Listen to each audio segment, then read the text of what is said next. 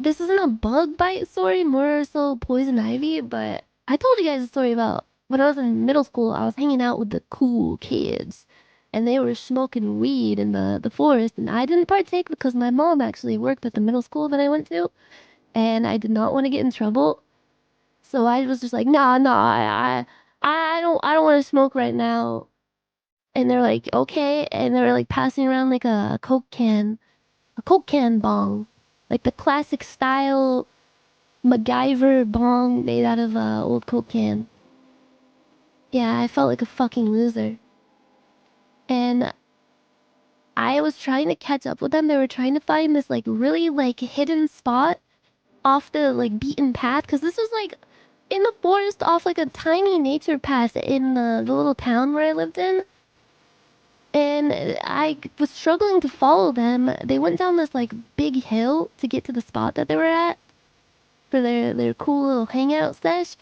And I slid down the hill. I was wearing a skirt. I didn't know that there was a bunch of poison ivy under the all the leaves, like the bed of leaves that I was sliding down. I got a bunch of poison ivy all over my ass. It was extremely painful. It was all over my legs, all over my butt. And I had marks from it for years and years. It was awful. And my mom didn't believe me when I said like, yeah, I just like slid down a hill. She she didn't believe me. And the worst part is like I had to explain like they were smoking weed but I didn't do any of it and she was like, "Yeah, sure. Yeah. You were like you were doing all sorts of fucking things in the forest." That's what my mom thought. And I was grounded. I was grounded and I had poison ivy all over my ass. What did she think happened? I can't say it, but she just thought I was being a degenerate.